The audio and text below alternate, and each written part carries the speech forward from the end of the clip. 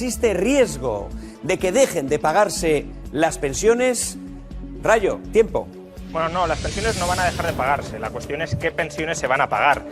Ahora mismo, tanto el Partido Socialista como el Partido Popular han aprobado dos reformas de las pensiones que, ante el enorme déficit que experimentamos y más que vamos a experimentar durante las próximas décadas, lo que van a hacer es recortar muy importantemente las pensiones.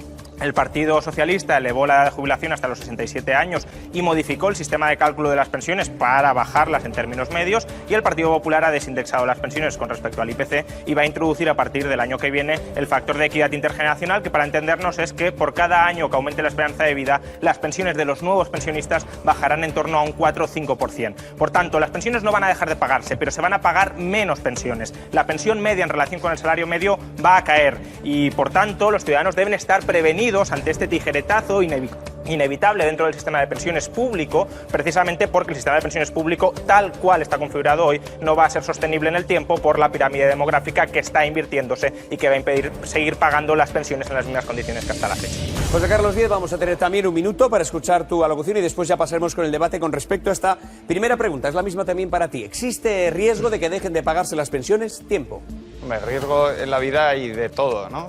La seguridad social y el sistema público de pensiones es una institución centenaria. El sistema, como lo entendemos hoy, depende de una ley de 1986 y ha pasado situaciones de mucha crisis y de mucha tensión, ¿no? Esta no es la primera, es verdad que es la peor crisis y está en una situación. ¿Va a haber peores pensiones o mejores? Pues depende, ¿no? Depende un poco de cómo vaya la evolución económica, de cómo vaya la capacidad tecnológica de nuestras empresas, de cómo vayan los salarios, de cómo vaya la demografía, del número de pensionistas, y depende mucho de la voluntad política, ¿no? Evidentemente, si seguimos con el modelo del Partido Popular, ¿no? En 2011 no había déficit en la seguridad social y la hucha estaba llena, y ahora mismo hay un déficit de unos 16.000, 17.000 millones y no hay dinero en la hucha, ¿no? Por lo tanto, si prolongamos eso, como ha dicho Juan Ramón Rayo, pues evidentemente tendremos problemas en el sistema de pensiones. Claro, pero en el año 2011 el PSOE aprobó una reforma de las pensiones porque no eran sostenibles tal cual estaban configuradas, y 2 años después el Partido Popular hizo la suya, ¿no? Las previsiones del Gobierno, que básicamente eran compartidas también por la anterior administración socialista, es que aunque estemos en una situación de bonanza extraordinaria, para el año 2050 estiman que tendremos una tasa de paro sosteniblemente del 7%, que es algo que este país no ha visto en 30 años. Bien, pues incluso aunque tengamos esa situación de bonanza muy importante, tasa de paro del 7%, las estimaciones del propio Gobierno ante Bruselas es que las pensiones, en términos relativos, en relación con los salarios, serán un 33% inferiores a las actuales. Por tanto, el Gobierno sí está preparando y el anterior sí está preparando un tijeretazo para las pensiones públicas. Y es importante que la ciudadanía coja conciencia de ello, porque la única forma que tiene de protegerse frente a este tijeretazo del sistema público piramidal de las pensiones es ahorrar y capear el temporal que le van a generar los políticos por este régimen. Bueno, estos argumentos que da Juan Ramón, no él, porque supongo que sería muy joven en aquel tiempo. Yo estaba en la universidad en el año 93 y es lo mismo que nos contaban en el 93.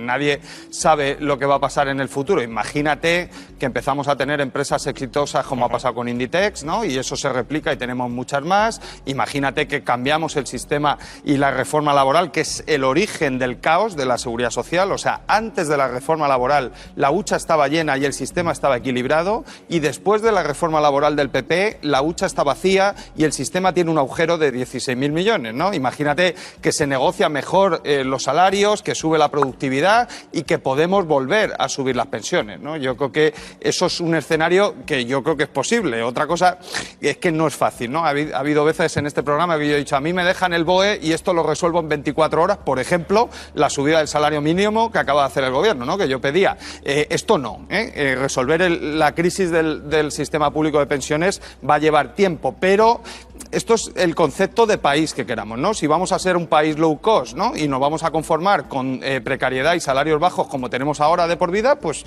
evidentemente yo coincido con Juan Ramón que habrá que hacer un recorte de pensiones. Si vamos a un país moderno, tecnológico, innovador, donde nuestras empresas y nuestros trabajadores suben el nivel de cualificación, pues subiremos los salarios y podremos pagar no solo las pensiones actuales, podremos subirlas ligadas al IPC como hacíamos antes de la crisis. José Carlos, fíjate que los problemas del sistema público de pensiones, como has comentado, no son de ahora.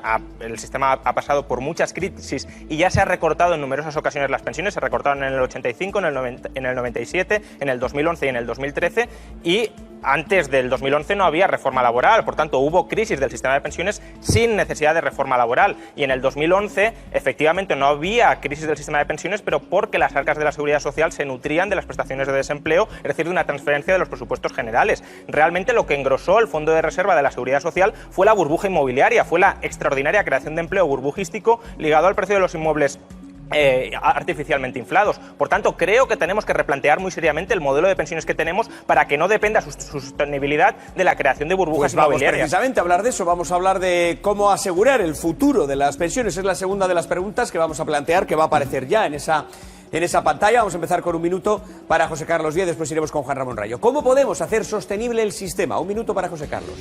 Bueno, lo primero, entender que un sistema de pensiones como el nuestro, que es un sistema de reparto, que básicamente lo que entra sale, ¿no? Yo he oído a Cristina Almendia y todo el mundo habla de derechos adquiridos, está muy bien, pero imaginemos que vamos ahora a un país africano de bajo nivel de renta y llevamos nuestro sistema público de pensiones. Por mucha voluntad política que haya, no hay recursos para pagar. Por lo tanto, el sistema se tiene que alimentar y hay que alimentarlo bien. Tienen que entrar buenos salarios y buenos trabajadores para que se paguen buenas pensiones. Si entran trabajadores precarios como ahora con salarios precarios, pues las pensiones serán precarias. Esto es un sistema de reparto. ¿Por qué tenemos que cuidar un sistema de reparto? Porque si nos vamos al sistema alternativo, que es un sistema de capitalización puramente privado, donde el mercado gestiona todo, lo que sabemos es que se generan grandes bolsas de pobreza. O sea, no estamos hablando de un pequeño aumento de la desigualdad, estamos hablando de pobreza severa. Gente que llega a su edad de jubilación y que no tiene una renta garantizada y que no tiene una buena salud y que se queda en la pobreza severa. Gente que se queda huérfana y que no tiene dinero para comer y que tiene que ir a los hospicios. Gente que se queda viuda y que tampoco tiene la cotización. O sea, esos focos de grandes focos de pobreza se corrigen con un sistema público mixto que necesita reformas y actualización. Voy a recordar que tenemos un minuto para la locución, es el turno para Rayo. Adelante. Bueno, yo no estoy de acuerdo en que el sistema de capitalización produzca esos resultados, pero espero que tengamos luego ocasión de debatirlo más en profundidad. ¿Cómo se puede reequilibrar un sistema público de pensiones que personalmente no me gusta porque creo que es especialmente injusto para el trabajador, es decir, para aquel que no tiene posibilidad de gestionar y de administrar y de constituir su propio patrimonio dentro del sistema público? Pues hay dos formas, como en todo, o aumentar ingresos o reducir gastos. ¿Cómo se pueden aumentar ingresos? Pues hay una manera sana, que es generar empleo de calidad, es decir, acelerar la creación de empleo y aumentar salarios basados, ligados a los aumentos de la productividad, o una manera insana de aumentar ingresos, que es incrementar los impuestos, que es lo que acaba de proponer Pedro Sánchez en el Partido Socialista.